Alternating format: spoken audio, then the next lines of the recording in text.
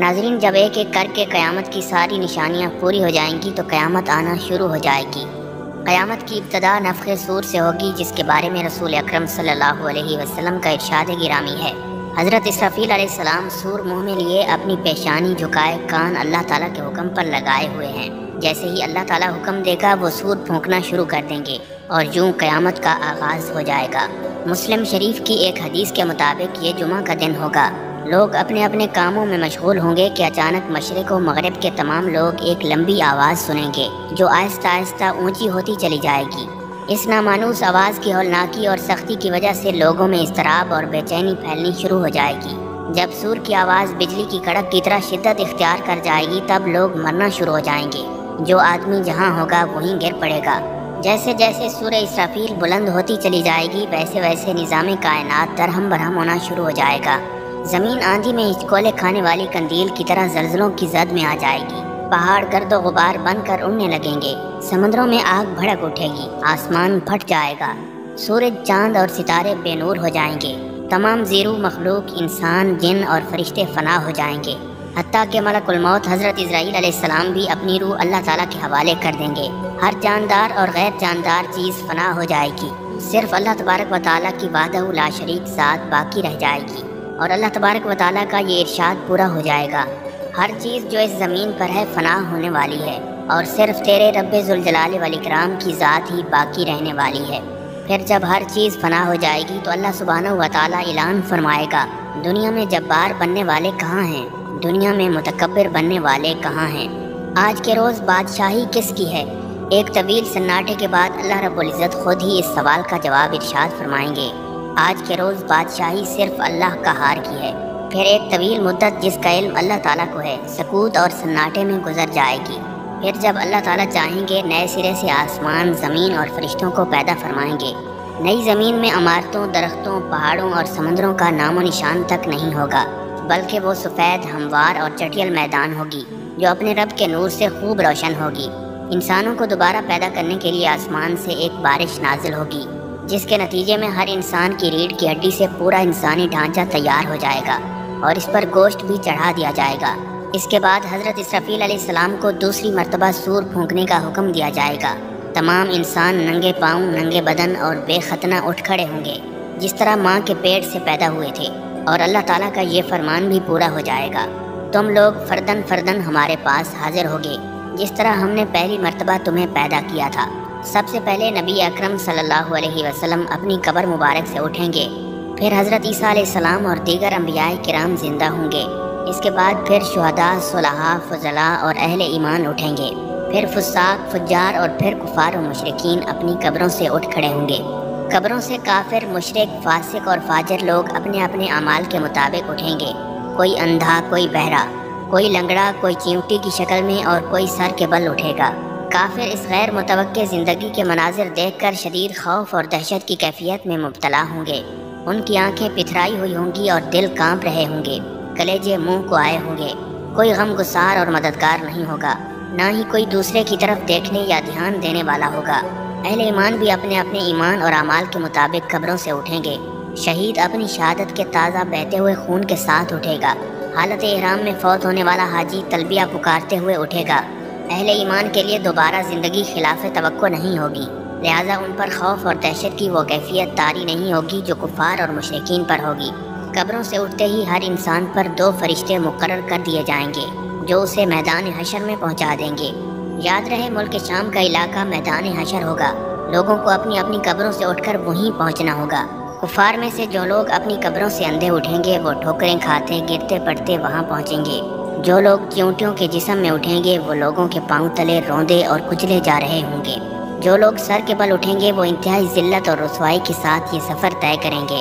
بعض کافروں کو ایک آگ ہانک کر میدان حشر میں لے جائے گی۔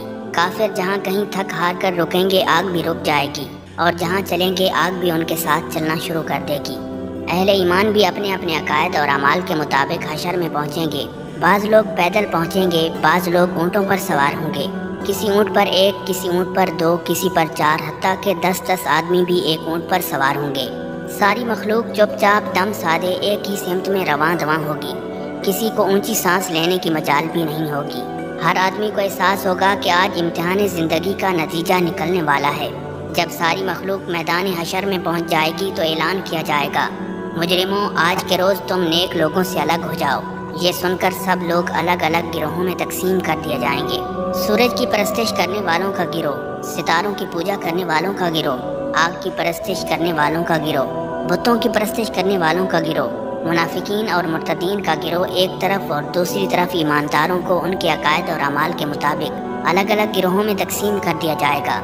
علماء علماء کے ساتھ، صلحاء صلحاء کے ساتھ، عابد عابدین کے ساتھ، متقین متقین کے ساتھ، خاشعین خاشعین کے ساتھ، شہید شہداء کے ساتھ، مجاہد مجاہدین کے ساتھ، حافظ قرآن حفاظ کے ساتھ، قراء حضرات قراء کے ساتھ، سخی سخیوں کے ساتھ، عادل عادلوں کے ساتھ اور رحم دلوں کے ساتھ ملا دیے جائیں گے۔ اسی طرح فساق اور فجار لوگوں کے بھی الگ الگ گروہ بنا دیے جائیں گے۔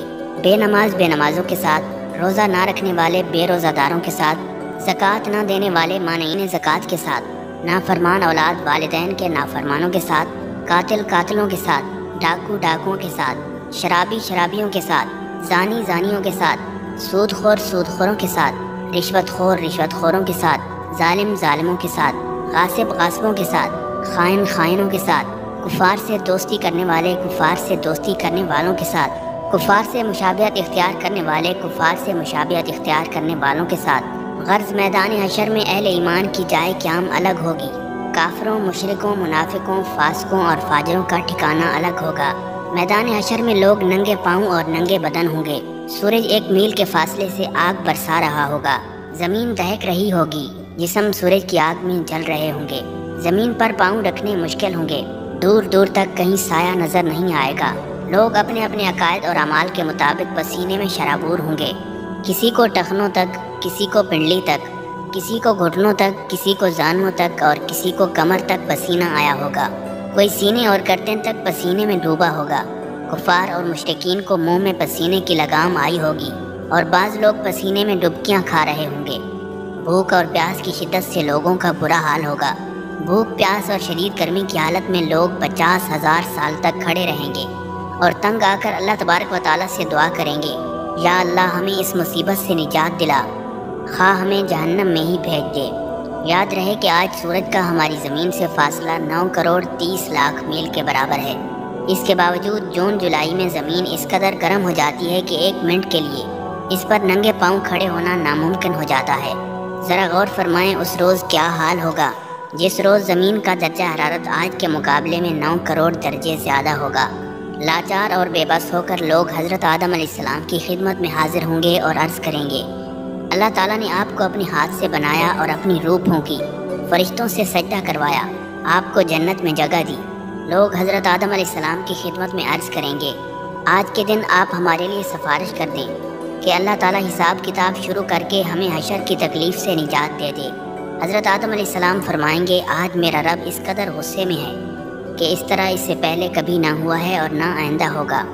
مجھ سے جنت میں اللہ تعالیٰ کی نافرمانی ہو گئی تھی جس کی وجہ سے مجھے اپنی جان کی فکر ہے، لہٰذا میں سفارش نہیں کر سکتا۔ تم لوگ حضرت نوح علیہ السلام کے پاس چلے جاؤ۔ لوگ حضرت نوح علیہ السلام کی خدمت میں حاضر ہوں گے اور اپنا مدعا بیان کریں گے۔ حضرت نوح علیہ السلام بھی یہی کہیں گے کہ آج میرا رب اتنے غصے میں ہے کہ اس سے پہلے کبھی اتنا غصہ آیا ہے اور نہ بعد میں آئے گا۔ میں نے دنیا میں اپنی قوم کے لیے بد دعا کی تھی جس کے نتیجے میں وہ ہلاک ہو گئی۔ آج مجھے اپنی جان کی فکر ہے، میں سفارش نہیں کر سکتا۔ تم لوگ حضرت ابراہیم خلیل اللہ علیہ السلام کے پاس چلے جاؤ، وہ ضرور سفارش کریں گے۔ لوگ حضرت ابراہیم علیہ السلام کی خدمت میں حاضر ہوں گے اور عرض کریں گے، آپ اللہ کے نبی اور اس کے خلیل ہیں، اپنے رب کے حضور سفارش کر دیں۔ آپ دیکھ رہے ہیں کہ ہماری کیا حالت ہو رہی ہے۔ حضرت ابراہیم علیہ السلام بھی وہی بات فرمائیں گے جو حضرت آدم علیہ السلام اور حضرت نوح علیہ السلام نے فرمائی تھی کہ آج میرا رب اس قدر ناراض ہے کہ اس سے پہلے کبھی اتنا ناراض نہیں ہوا اور نہ ہی اس کے بعد ہوگا۔ میں نے دنیا میں 3 جھوٹ بولے تھے جس کی وجہ سے آج مجھے اپنی جان کی فکر ہے، کہیں اللہ تعالیٰ باز پرس نہ کر دیں، لہٰذا تم لوگ موسیٰ علیہ السلام کے پاس چلے جاؤ۔ لوگ حضرت موسیٰ علیہ السلام کی خدمت میں حاضر ہوں گے اور عرض کریں گے، اللہ تعالیٰ نے آپ سے ہم کلام ہو کر سارے لوگوں پر آپ کو فضیلت دی، آپ دیکھ رہے ہیں ہماری حالت کیا ہو رہی ہے، آپ اپنے رب کے حضور ہماری سفارش کر دیں۔ حضرت موسیٰ علیہ السلام فرمائیں گے، آج تو میرا رب اس قدر غصے میں ہے کہ اس سے پہلے کبھی ہوا نہ بعد میں ہوگا۔ میں نے دنیا میں ایک آدمی قتل کر دیا تھا جس کی وجہ سے مجھے اپنی جان کی فکر ہے، لہٰذا میں سفارش نہیں کر سکتا۔ تم لوگ حضرت عیسیٰ علیہ السلام کے پاس چلے جاؤ۔ لوگ حضرت عیسیٰ علیہ السلام کے پاس حاضر ہوں گے اور عرض کریں گے، آپ اللہ کے رسول اور اللہ کی روح ہیں، آپ ہماری حالت دیکھ رہے ہیں، اپنے رب سے ہمارے لیے سفارش کریں۔ حضرت عیسیٰ علیہ السلام بھی وہی جواب دیں گے کہ آج میرا رب اس قدر غصے میں ہے کہ اس سے پہلے کبھی ہوا نہ آئندہ ہوگا۔ تم لوگ حضرت محمد مصطفیٰ صلی اللہ علیہ وسلم کے پاس چلے جاؤ، وہ ضرور تمہاری سفارش کریں گے۔ پھر لوگ امام الانبیاء حضرت محمد مصطفیٰ صلی اللہ علیہ وسلم کی خدمت میں حاضر ہوں گے اور عرض کریں گے، آپ اللہ کے رسول اور خاتم الانبیاء ہیں، آپ ہماری حالت کا اندازہ بخوبی لگا سکتے ہیں، اپنے رب کے حضور سفارش کریں کہ وہ ہمارے حساب کتاب کا آغاز فرمائے۔ نبی اکرم صلی اللہ علیہ وسلم فرمائیں گے، ہاں میں ہی آج کے روز سفارش کے لائق ہوں۔ چنانچہ نبی اکرم صلی اللہ علیہ وسلم کو میدان حشر سے شفاعت کے بلند ترین مقام محمود پر پہنچا دیا جائے گا، جو جنت میں عرش الہی کے نیچے ہوگا۔ وہاں پہنچ کر آپ صلی اللہ علیہ وسلم اپنے رب کے حضور سجدے میں گر پڑیں گے اور اللہ تعالیٰ کی حمد و ثنا کریں گے۔ پھر جب اللہ تعالیٰ کا غصہ کم ہوگا تو اللہ تعالیٰ ارشاد فرمائے گا، اے محمد صلی اللہ علیہ وسلم، سر اٹھاؤ اور سوال کرو، آج سفارش کرو، تمہاری سفارش قبول کی جائے گی۔ یہی شفاعت کبریٰ ہوگی۔ شفاعت کبریٰ کی منظوری کے بعد رسول اللہ صلی اللہ علیہ وسلم مقام محمود سے میدان حشر میں واپس تشریف لائیں گے۔ اس کے بعد حق تعالیٰ فرشتوں کی معیت میں میدان حشر میں نزول اجلال فرمائیں گے۔ فرشتے زمین کے دور و نزدیک کناروں پر صف بستہ کھڑے ہوں گے۔ 8 فرشتوں نے اللہ رب العزت کا عرش تھام رکھا ہوگا۔ عدالت الہی قائم ہو جائے گی۔ ملائکہ، انبیاء، اولیاء، صلحاء کو بطور گواہ طلب کر لیا جائے گا۔ فرشتوں کو حکم ہوگا کہ وہ لوگوں میں ان کے نام اعمال تقسیم کر دیں۔ اہل ایمان کو سامنے کی طرف سے داہنے ہاتھ میں اعمال نامہ دیا جائے گا اور کفار و مشرکین کو پشت کی طرف سے بائیں ہاتھ میں اعمال نامہ دیا جائے گا۔ اعمال نامے پر نظر ڈالتے ہی ہر آدمی کے سامنے اس کی ساری زندگی کے واقعات آ جائیں گے۔ بھولے بسرے ماضی کی ساری یادیں تازہ ہو جائیں گی۔ اہل ایمان کے روشن چہرے کچھ اور بھی روشن اور تر و تازہ ہو جائیں گے۔ اہل ایمان خوشی خوشی دوسروں کو اپنا نامہ اعمال دکھائیں گے، کہیں گے، لوگو آؤ میرا نامہ اعمال پڑھو۔ کفار و مشرکین کے چہروں کی سیاہی میں کچھ اور بھی اضافہ ہو جائے گا۔ ذلت ان کے چہروں پر چھا جائے گی۔ حسرت و ندامت سے وہ اپنے ہاتھوں کو چبائیں گے اور کہیں گے، کاش مجھے اپنا نامہ اعمال نہ دیا جاتا، کاش مجھے اپنا نامہ اعمال نہ دیا جاتا، اور کاش میں نہ جانتا کہ میرا حساب کیا ہے۔ کفار و مشرکین بار بار اپنے نامہ اعمال کو دیکھیں گے اور تعجب سے کہیں گے، یہ کیسا عجیب و غریب نامہ اعمال ہے جس میں ہر چھوٹا بڑا عمل لکھا ہوا موجود ہے۔ ہائے ہماری کم بختی، یہ نامہ اعمال کیسا ہے؟ کوئی چھوٹے سے چھوٹا یا بڑے سے بڑا عمل ایسا نہیں جو اس میں شامل نہ ہو۔ اعمال ناموں کی تقسیم کے بعد سوال و جواب کا سلسلہ شروع ہوگا۔ اللہ تعالیٰ جس سے چاہے گا بغیر کسی ترجمان کے براہ راست سوال کرے گا۔ سب سے پہلے مشرکوں سے پوچھا جائے گا کہ انہوں نے شرک کیوں کیا۔ مشرک انکار کر دیں گے اور اللہ تعالیٰ کی قسم کھا کر کہیں گے، ہم نے تو کبھی شرک نہیں کیا تھا۔ اللہ تعالیٰ کرامن کاتبین کو گواہی کے لیے بلائیں گے تو وہ مشرکوں کے شرک کی گواہی دیں گے، لیکن مشرک پھر انکار کر دیں گے۔ شرک سے بھرپور کرامن کاتبین کا تیار کیا ہوا نامہ اعمال ان کے سامنے رکھا جائے گا۔ مشرک اس سے بھی انکار کر دیں گے۔ پھر اس دور کے انبیاء، علماء یا اولیاء کو گواہی کے لیے بلایا جائے گا تو وہ ان کے شرک کی گواہی دیں گے، لیکن مشرک اس سے بھی انکار کر دیں گے۔ پھر قبر یا مزار کی وہ جگہ جہاں شرک کیا جاتا تھا گواہی کے لیے لائی جائے گی، وہ بھی مشرکوں کے شرک کی گواہی دے گی، لیکن مشرک اس کا بھی انکار کر دیں گے اور اللہ تعالیٰ سے مخاطب ہو کر کہیں گے، یا اللہ کیا تو نے اپنے بندوں کو ظلم سے پناہ نہیں دی؟ اللہ تعالیٰ ارشاد فرمائے گا، ہاں میں نے اپنے بندوں کو ظلم سے پناہ دی ہے۔ مشرک کہیں گے، آج ہم اپنی ذات کے علاوہ کسی دوسرے کی گواہی کو تسلیم نہیں کریں گے۔ چنانچہ اللہ تعالیٰ ان کی زبانوں پر مہر لگا دیں گے اور ان کے اعضاء کو بولنے کا حکم دیں گے۔ تب مشرکوں کے اعضاء گواہی دیں گے کہ ہاں واقعی یہ شرک کرتے تھے، اور یوں ان پر جہنم واجب ہو جائے گی۔ اپنے اعضاء کو لعن طعن کریں گے کہ ہم تو تمہیں جہنم سے بچانے کی کوشش کر رہے تھے۔ جواب میں اعضاء کہیں گے، جس اللہ نے تمہیں بولنے کی قوت عطا فرمائی ہے اس نے ہمیں بولنے کا حکم دیا تھا، ہم کیسے انکار کر سکتے تھے؟ ایک منافق سے اللہ تعالیٰ سوال کرے گا، کیا میں نے تمہیں دنیا میں عزت، حکومت، اہل و عیال اور مال و دولت نہیں دیا تھا؟ وہ عرض کرنے لگا، کیوں نہیں یا اللہ، سب کچھ دیا تھا۔ اللہ تعالیٰ دوسرا سوال پوچھے گا، کیا تجھے یقین تھا کہ قیامت آئے گی اور اللہ کے سامنے جواب دینا ہوگا؟ منافق کہے گا ہاں یا رب مجھے پورا یقین تھا، میں نے تیرا کلمہ پڑھا، تیری کتاب پر ایمان لایا، تیرے رسول پر ایمان لایا، نماز پڑھی، روزے رکھے اور زکوٰۃ دی۔ منافق اپنی تعریفیں کرنے میں پورا زور بیان صرف کر دے گا۔ اللہ تعالیٰ ارشاد فرمائے گا ذرا ٹھہرو، ہم کچھ اور گواہ لاتے ہیں۔ منافق اپنے دل میں سوچے گا کہ میں تو مسلمانوں کے ساتھ مل کر نماز روزہ کرتا رہا، آج میرے خلاف گواہی کون دے گا؟ اللہ تعالیٰ اس کے منہ پر مہر لگا دیں گے اور اس کی ران کو بولنے کا حکم دیں گے۔ چنانچہ اس کی ران، اس کے بدن کا گوشت، اس کے بدن کی ہڈیاں اور اس کے جسم کا رواں رواں اس کے نفاق کی گواہی دے گا کہ ایک طرف تو یہ نماز روزہ کرتا رہا اور دوسری طرف کفار کی دوستی پر نازاں تھا، ان کے مفادات کا تحفظ کرتا رہا، مسلمانوں کو دھوکہ دیتا رہا اور ان سے غداری کرتا رہا۔ اللہ تعالیٰ اس پر سخت غضبناک ہوں گے اور جہنم اس پر واجب ہو جائے گی۔ ناظرین، اہل ایمان سے سوال و جواب کا انداز بالکل مختلف ہوگا۔ ایک مومن آدمی کو اللہ تعالیٰ اپنے قریب بلا کر اس پر اپنا دامن رحمت ڈالے گا۔ اللہ تعالیٰ اس سے سوال فرمائے گا تو نے فلاں گناہ کیا تھا، تو نے فلاں گناہ کیا تھا۔ مومن عرض کرے گا ہاں یا اللہ میں نے کیا تھا۔ اللہ تعالیٰ اس کے ایک ایک گناہ کے بارے میں سوال فرمائے گا تو وہ اقرار کرتا چلا جائے گا۔ وہ سوچے گا کہ اب تو وہ ضرور ہلاک ہو جائے گا۔ آخر میں اللہ تعالیٰ اس سے ارشاد فرمائے گا میں نے تیرے گناہوں پر دنیا میں بھی پردہ ڈالا تھا اور آج بھی پردہ ڈال رہا ہوں، پھر اسے جنت میں بھیج دیا جائے گا۔ ناظرین، افراد کے علاوہ انبیاء اور رسولوں کی تکذیب کرنے والی قوم سے بھی سوال و جواب ہوں گے۔ قوم نوح سے سوال ہوگا تم نے پیغمبر کی تکذیب کیوں کی تھی؟ وہ حضرت نوح علیہ السلام اور ان کی دعوت کا انکار کریں گے۔ اللہ تعالیٰ حضرت نوح علیہ السلام سے فرمائے گا اے نوح اپنے حق میں کوئی گواہ لاؤ۔ حضرت نوح علیہ السلام عرض کریں گے میری گواہ امت محمدیہ ہے۔ چنانچہ امت محمدیہ کے علماء، اولیاء اور صلحاء حاضر کیے جائیں گے۔ وہ گواہی دیں گے کہ ہاں حضرت نوح علیہ السلام پیغمبر بنا کر بھیجے گئے تھے اور انہوں نے 950 سال تک حق رسالت ادا کیا تھا۔ قوم نوح کہے گی تم تو ہمارے زمانے میں موجود ہی نہیں تھے، تم یہ گواہی کیسے دے رہے ہو؟ اس پر نبی اکرم صلی اللہ علیہ وسلم کو لایا جائے گا اور وہ اپنی امت کی صداقت کی گواہی دیں گے کہ میری امت نے قرآن مجید کی روح سے بالکل سچی گواہی دی ہے۔ رسول اللہ صلی اللہ علیہ وسلم کی اس گواہی کے بعد قوم نوح لاجواب ہو جائے گی اور مجرم قرار پا کر جہنم میں ڈال دی جائے گی۔ ایسا ہی معاملہ قوم ہود، قوم صالح، قوم شعیب، قوم لوط اور دوسرے انبیاء کرام کی اقوام کے ساتھ ہوگا۔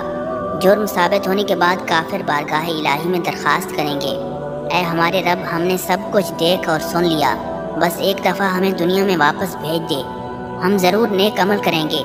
ارشاد باری تعالیٰ ہوگا ایسا ممکن نہیں، اب تو تمہیں اپنے کرتوتوں کا ہمیشہ ہمیشہ کے لیے مزہ چکھنا ہوگا۔ کفار دوسری درخواست یہ کریں گے کہ یا اللہ ہماری گمراہی کے ذمہ دار ہمارے پیشوا اور لیڈر ہیں، انہیں ہماری نسبت دوہرا عذاب دیا جائے۔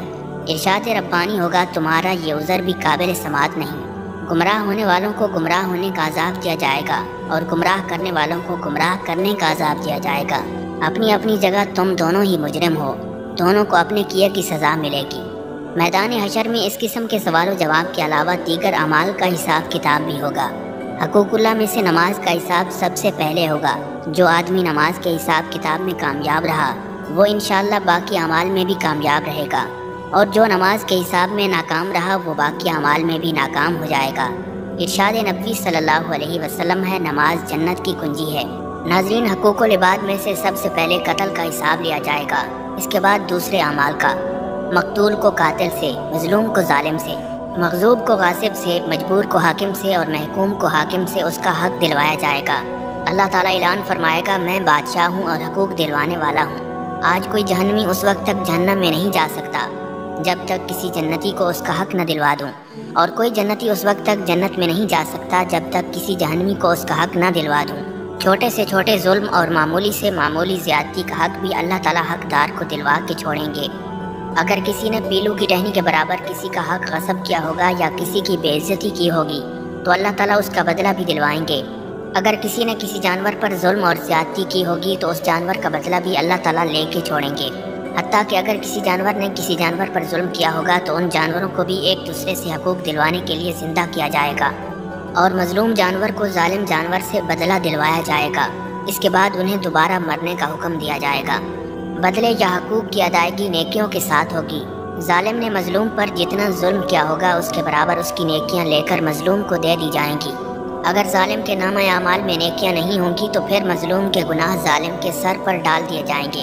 حقوق لینے اور دینے کے بعد تمام انسانوں کے نامہ اعمال اپنی آخری شکل میں وزن ہونے کے لیے تیار ہو جائیں گے اور اتمام حجت کے لیے میزان قائم کیا جائے گا۔ میزان میں جن لوگوں کی نیکیوں کا پلڑا بھاری ہوگا وہ کامیاب قرار پائیں گے اور جنت میں چلے جائیں گے، اور جن کی برائیوں کے پلڑے بھاری ہوں گے وہ جہنم میں چلے جائیں گے۔ بعض لوگوں کے میزان میں ایک نیکی کی زیادتی یا ایک نیکی کی کمی ان کے جنتی یا جہنمی ہونے کا فیصلہ کر دے گی، اور کہا جاتا ہے کہ ہر شخص کے اعمال تلنے پر ایک فرشتہ اعلان کرے گا کہ فلاں ابن فلاں کامیاب ہو گیا اور فلاں ابن فلاں ناکام ہوا۔ لوگوں کے نامہ اعمال کا وزن ان کے ایمان اور عقیدے کے مطابق ہوگا۔ کفار، مشرکین، مرتدین اور منافقین کے ڈھیروں نیک اعمال کا وزن ذرا برابر نہیں ہوگا، جبکہ ایک مومن آدمی کے نامہ اعمال میں 99 رجسٹر گناہوں سے بھرے ہوئے ہوں گے۔ اللہ تعالیٰ کے سوالوں کے جواب میں وہ اپنے گناہوں کا اعتراف کرے گا۔ اللہ تعالیٰ فرمائے گا اس کے اعمال میزان میں تولے جائیں۔ نیکیوں کے پلڑے میں ایک چھوٹا سا کاغذ رکھ دیا جائے گا جس پر کلمہ توحید لکھا ہوگا۔ یہی کلمہ توحید اس کے گناہوں سے بھرے 99 رجسٹروں پر بھاری ہو جائے گا اور وہ شخص جنت میں چلا جائے گا۔ ناظرین، میزان ان 3 جگہوں میں سے ایک ہے جن کے بارے میں رسول اللہ صلی اللہ علیہ وسلم نے ارشاد فرمایا تھا کہ وہاں کوئی آدمی کسی دوسرے آدمی کو یاد نہیں کرے گا اور نہ ہی اس کی مدد کرے گا اور نہ اس کے کام آئے گا۔ اگر کسی آدمی کی ایک نیکی میزان میں کم ہو گئی تو سارے میدان حشر میں کوئی بھی اسے ایک نیکی دینے پر تیار نہیں ہوگا۔ ناظرین، سب سے آخری اور مشکل ترین مرحلہ صراط کا ہوگا۔ ہر آدمی کو پل صراط سے گزر کر جنت میں جانا ہوگا۔ پل صراط بال سے باریک اور تلوار کی دھار سے زیادہ تیز ہوگا، جسے جہنم کے اوپر رکھا جائے گا اور لوگوں کو اس سے گزرنے کا حکم دیا جائے گا۔ گزرنے سے پہلے پورے میدان حشر میں ہر طرف مکمل تاریکی اور اندھیرا چھا جائے گا۔ ہر آدمی کو اس کے عقیدے اور اعمال کے مطابق صراط سے گزرنے کے لیے نور دیا جائے گا۔ اہل ایمان کو 2 نور کی مشعلیں دی جائیں گی، بعض کو 1 مشعل دی جائے گی اور بعض لوگوں کو ٹمٹماتے چراغ کی روشنی دی جائے گی، حتیٰ کہ سب سے کم درجہ اس شخص کا ہوگا جس کے پاؤں کے انگوٹھے پر روشنی ہوگی۔ اہل ایمان پل صراط سے گزرتے ہوئے اللہ تعالیٰ سے دعا مانگیں گے، اے ہمارے پروردگار، ہمارا نور آخر تک قائم رکھ، ہمیں بخش دے، بے شک تو ہر چیز پر قادر ہے۔ بعض اہل ایمان بجلی کی تیزی کے ساتھ پل صراط عبور کریں گے، بعض ہوا کی تیزی کے ساتھ، بعض اہل ایمان تیز رو گھوڑوں کی رفتار سے اور بعض اونٹوں کی رفتار سے عبور کریں گے، بعض لوگ دوڑتے ہوئے، بعض لوگ عام چال سے اور بعض لوگ سست روح ہوں گے، بعض لوگ گرتے پڑتے، ٹھوکریں کھاتے اور زخمی ہوتے ہوئے عبور کریں گے۔ پل صراط کے دونوں طرف کانٹے لگے ہوں گے جو اللہ تعالیٰ کے حکم کے مطابق بعض لوگوں کے چلنے میں صرف رکاوٹ ڈالیں گے، بعض لوگوں کو پل کے اوپر سے ہی بار بار گراتے رہیں گے، بعض لوگوں کو صرف زخمی کریں گے اور بعض کو کھینچ کر جہنم میں ڈال دیں گے۔ کچھ لوگ چند قدم ہی چلیں گے تو انہیں جہنم میں گرا دیا جائے گا، بعض لوگ کچھ فاصلہ طے کریں گے تو جہنم میں گرا دیے جائیں گے، بعض لوگ نصف فاصلہ طے کرنے کے بعد گرائے جائیں گے، کچھ لوگ پل صراط عبور کرنے کے قریب ہوں گے تو گرا دیے جائیں گے۔ انسان کے اعمال صالحہ صراط پر نہ صرف نور مہیا کریں گے بلکہ انسان کی حفاظت بھی کریں گے۔ یہ بھی کہا جاتا ہے کہ قربانی کے جانور سواریوں کا کام دیں گے۔ پل صراط سے گزرنے کا منظر اس قدر ہولناک ہوگا کہ کسی کی زبان سے کوئی بات نہیں نکلے گی، صرف انبیاء کرام کی زبان سے یہ آواز سنائی دے گی، رب سلم رب سلم، یا اللہ بچا لے، یا اللہ بچا لے۔ پل صراط سب سے پہلے امام الانبیاء حضرت محمد مصطفیٰ صلی اللہ علیہ وسلم اور آپ کی امت عبور کرے گی، بعد میں دیگر انبیاء اور ان کی امتیں عبور کریں گی۔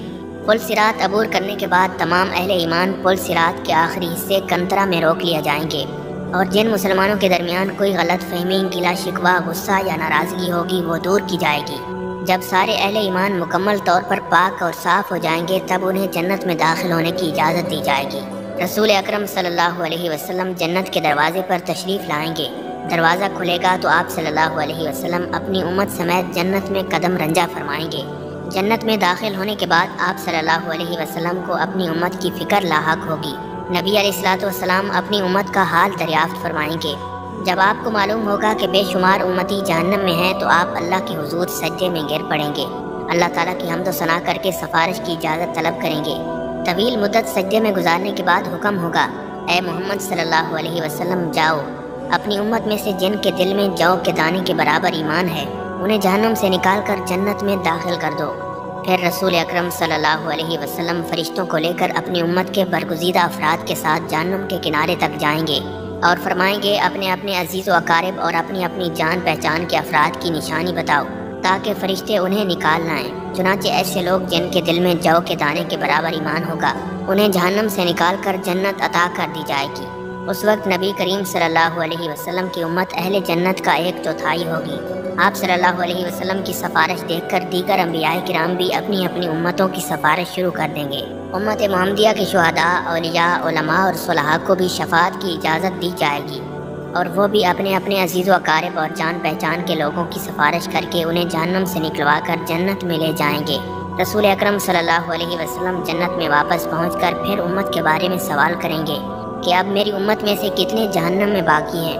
آپ صلی اللہ علیہ وسلم کو بتایا جائے گا ابھی تو ہزارہ تعداد میں لوگ جہنم میں موجود ہیں۔ رسول اللہ صلی اللہ علیہ وسلم پھر سفارش کے لیے سجدے میں گر پڑیں گے۔ اذن شفاعت ملے گا کہ آپ صلی اللہ علیہ وسلم کی امت کے وہ افراد جن کے دل میں چیونٹی یا رائی کے برابر ایمان ہے انہیں بھی نکال لاؤ۔ پھر آپ صلی اللہ علیہ وسلم حسب سابق امت کے علماء، اولیاء اور صلحاء کو ساتھ لے کر جہنم کے کنارے پہنچیں گے اور رائی کے برابر ایمان والوں کو جہنم سے نکال کر جنت میں لے جائیں گے۔ تب آپ صلی اللہ علیہ وسلم کی امت اہل جنت کی 1/3 ہو جائے گی۔ نبی علیہ الصلوۃ والسلام پھر استفسار فرمائیں گے میری امت کے کتنے افراد جہنم میں موجود ہیں؟ آپ کو بتایا جائے گا ابھی تو ہزاروں امتی جہنم میں ہیں۔ نبی علیہ الصلوۃ والسلام پھر اذن شفاعت کے لیے سجدہ ریز ہو جائیں گے، اللہ تعالیٰ کی حمد و ثنا کریں گے۔ پھر اذن شفاعت ملے گا کہ چیونٹی یا رائی سے کم درجے کے ایمان والوں کو بھی جہنم سے نکال لاؤ۔ اذن شفاعت ملنے پر آپ صلی اللہ علیہ وسلم پھر فرشتوں کی معیت میں اپنے امت کے علماء، فضلاء، اولیاء اور صلحاء کے ساتھ جہنم کے کنارے پہنچیں گے اور امت کے ان افراد کو جہنم سے نکلوائیں گے جن کے دل میں رائی سے بھی کم درجے کا ایمان ہوگا۔ تب آپ صلی اللہ علیہ وسلم کی امت اہل جنت کی نصف تعداد کے برابر ہو جائے گی۔ چوتھی مرتبہ پھر رسول اللہ صلی اللہ علیہ وسلم ان لوگوں کے لیے اذن شفاعت طلب کریں گے جنہوں نے ساری زندگی میں صرف ایک بار لا الہ الا اللہ پڑھا ہوگا۔ اللہ تعالیٰ ارشاد فرمائے گا میری عزت، عظمت، جلال اور کبریائی کی قسم، جس نے لا الہ الا اللہ کہا ہے اسے میں خود جہنم سے نکالوں گا۔ چنانچہ آخر میں اللہ تعالیٰ خود ان لوگوں کو جہنم سے نکال کر جنت میں داخل فرمائے گا جنہوں نے لا الہ الا اللہ کہا ہوگا۔ جنتی لوگ اس آخری گروہ کو رحمان کے آزاد کردہ کہہ کر پکاریں گے۔ شفاعت کا سلسلہ جب مکمل ہو جائے گا اور تمام اہل جنت جنت میں داخل ہو جائیں گے، تب اہل جنت میں اپنی اولادوں اور عزیز و اقارب سے ملنے کا تجسس پیدا ہوگا اور وہ ان سے ملنے اور انہیں دیکھنے کی خواہش کا اظہار کریں گے۔ ارشاد باری تعالیٰ ہوگا کہ اولادوں کو ان کے والدین کے ساتھ ملا دیا جائے۔ چنانچہ تمام اہل جنت کے اہل و عیال کو ایک جگہ اکٹھا کر دیا جائے گا۔ ناظرین، اہل جنت کے جنت میں آباد ہو جانے کے بعد اور اہل جہنم کے جہنم میں پہنچنے کے بعد سب کو آواز دی جائے گی، اے اہل جنت جنت کے کنارے پر آ جاؤ، اے اہل جہنم جہنم کے کنارے پر آ جاؤ۔ دونوں فریق امید کی کیفیت میں منادی کی طرف متوجہ ہوں گے۔ ایک سفید مینڈا ہوگا جس کے بارے میں اہل جنت اور اہل جہنم سے پوچھا جائے گا کیا تم اسے پہچانتے ہو؟ اہل جنت اور اہل جہنم دونوں کہیں گے ہاں ہم اسے پہچانتے ہیں، یہ موت ہے۔ اس کے بعد اللہ تعالیٰ اس مینڈے کو ذبح کرنے کا حکم دے گا۔ مینڈے کو ذبح کرنے کے بعد اعلان کر دیا جائے گا، اے جنت والو تمہارے لیے ہمیشہ ہمیشہ کے لیے جنت ہے، تمہیں کبھی موت نہیں آئے گی، اور اے جہنم والو تمہارے لیے ہمیشہ ہمیشہ کی جہنم ہے، تمہیں کبھی موت نہیں آئے گی۔ یہ سن کر جنتی لوگ اس قدر خوش ہوں گے کہ اگر خوشی سے مرنا ممکن ہوتا تو جنتی لوگ خوشی سے مر جاتے۔ جہنمی یہ اعلان سن کر اس قدر مغموم ہوں گے کہ اگر غم سے مرنا ممکن ہوتا تو جہنمی لوگ غم سے مر جاتے۔ سور پھونکنے سے لے کر جنت یا جہنم میں پہنچنے تک کے یہ وہ مراحل ہیں جن سے ہر انسان کو گزرنا ہوگا۔ ناظرین، حضرت ابو ہریرہ رضی اللہ تعالیٰ عنہ سے روایت ہے کہ رسول اللہ صلی اللہ علیہ وسلم نے ارشاد فرمایا، قیامت کے روز نیک اعمال پیش ہوں گے۔ سب سے پہلے نماز آئے گی اور عرض کرے گی یا اللہ میں نماز ہوں۔ اللہ تعالیٰ فرمائے گا تو خیر پر ہے۔ پھر صدقہ آئے گا اور عرض کرے گا یا اللہ میں صدقہ ہوں۔ اللہ تعالیٰ فرمائے گا تو بھی خیر پر ہے۔ پھر روزہ پیش ہوگا اور عرض کرے گا یا اللہ میں روزہ ہوں۔ اللہ تعالیٰ فرمائے گا تو بھی خیر پر ہے۔ پھر اور اعمال بھی اسی طرح پیش ہوں گے۔ اللہ تعالیٰ انہیں بھی فرمائیں گے کہ تم بھی خیر پر ہو۔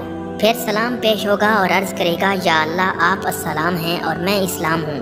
اللہ تعالیٰ فرمائے گا تو بھی خیر پر ہے، تیری وجہ سے میں آج گرفت کروں گا اور تیری ہی وجہ سے عطا کروں گا۔ حضرت نواس بن سمان رضی اللہ تعالیٰ عنہ سے روایت ہے کہ میں نے رسول اللہ صلی اللہ علیہ وسلم کو یہ فرماتے ہوئے سنا، قرآن کریم اور ان حضرات کو جو اس پر عمل کرتے تھے قیامت کے دن پیش کیا جائے گا۔ سورہ بقرہ اور سورہ آل عمران دو سیاہ بادلوں یا صاحبانوں کی طرح ان کے آگے آگے چل رہی ہوں گی، اور ان دونوں کے درمیان ایک کرن ہوگی، یا اس طرح کہ وہ صف در صف پرندوں کی دو ٹولیاں ہیں جو اپنے پڑھنے اور عمل کرنے والے کے حق میں سفارش کر رہی ہیں۔ حضرت بریرہ رضی اللہ تعالیٰ عنہ سے روایت ہے کہ آپ صلی اللہ علیہ وسلم نے ارشاد فرمایا، جب صاحب قرآن کی قبر کو کھولا جائے گا تو اسے قرآن دبلے پتلے آدمی کی شکل میں ملے گا اور استفسار کرے گا کہ کیا تو مجھے جانتا ہے؟ صاحب قرآن کہے گا، نہیں میں نہیں جانتا۔ قرآن مجید کہے گا، میں وہی ہوں جس نے گرمیوں کی دوپہر میں تجھے پیاسا رکھا اور راتوں کو تجھے بیدار رکھا۔ ہر تاجر کو تجارت کے بعد منافع ملتا ہے اور میں تیری تجارت کا منافع ہوں۔ پھر صاحب قرآن کے دائیں ہاتھ میں ملک اور بائیں ہاتھ میں خلد دے دی جائے گی اور وقار کا تاج اس کے سر پر رکھ دیا جائے گا۔ اس کے والدین کو 2 پوشاکیں پہنائی جائیں گی کہ ساری دنیا جن کا بدل نہیں بن سکے گی۔ صاحب قرآن کے والدین پوچھیں گے، ہمیں یہ پوشاکیں کیوں پہنائی جا رہی ہیں؟ انہیں جواب دیا جائے گا، اس لیے کہ تمہارے بیٹے نے قرآن کریم یاد کیا ہے۔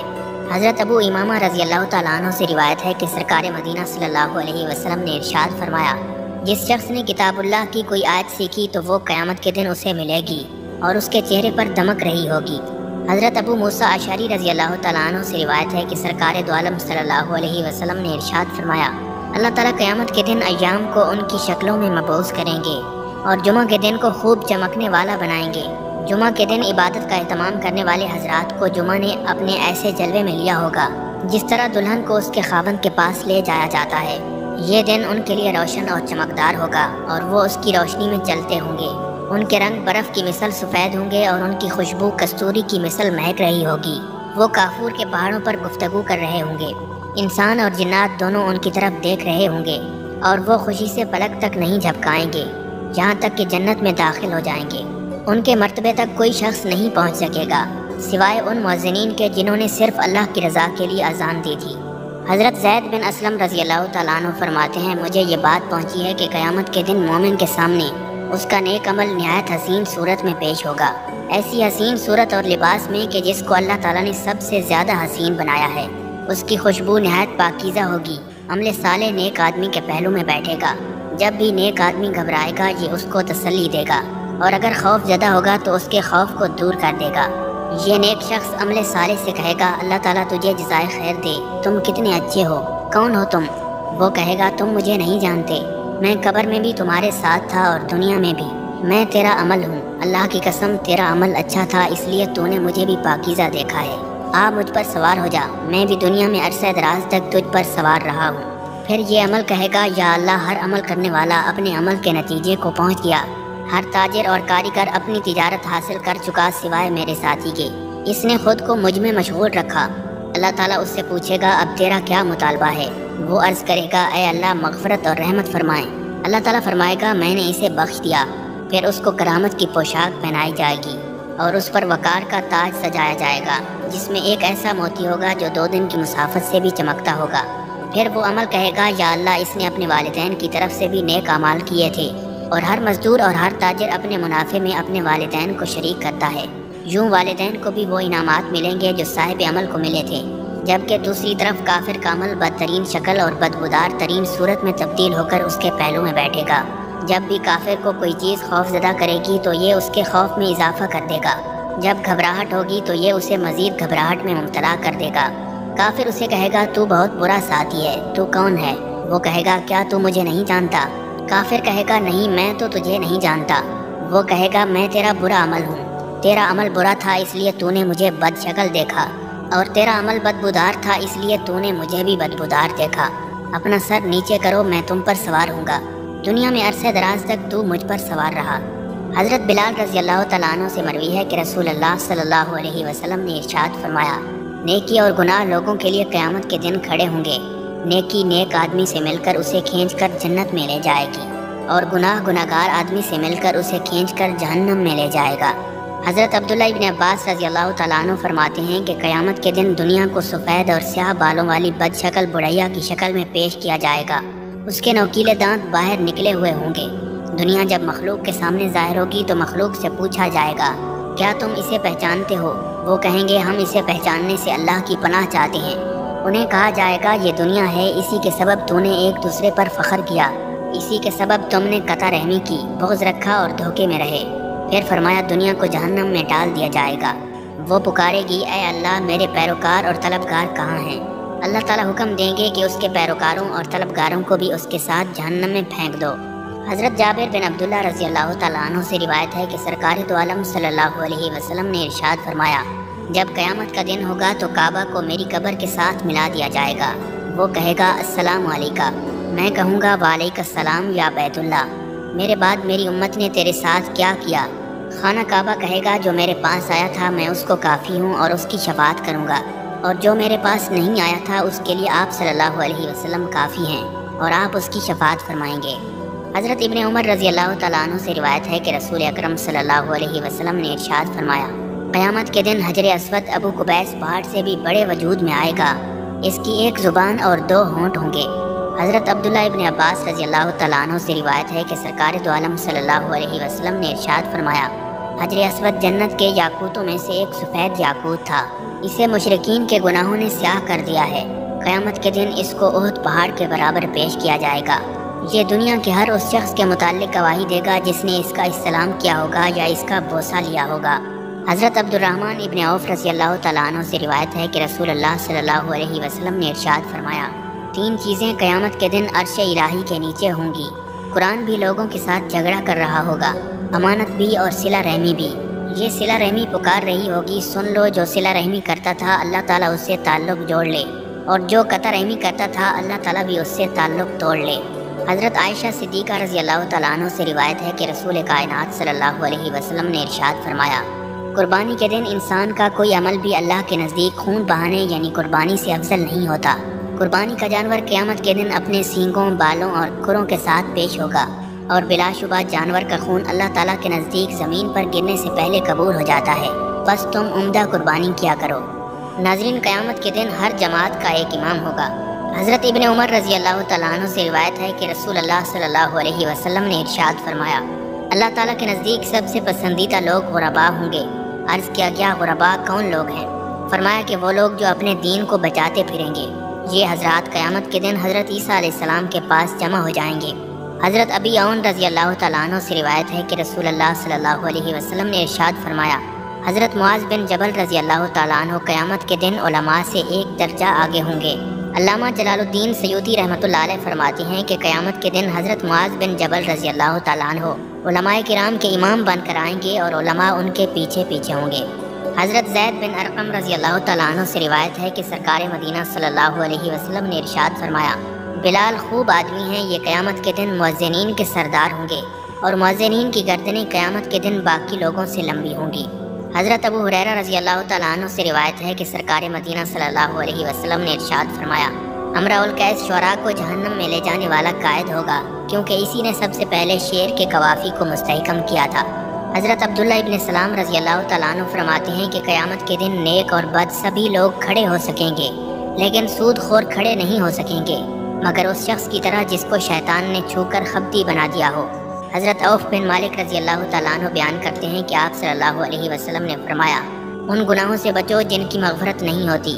جس شخص نے کسی چیز کا دھوکہ کیا تو وہ اسے قیامت کے دن لائے گا، اور سود خور کو قیامت کے دن مجنوں اور خبتی بنا کر اٹھایا جائے گا۔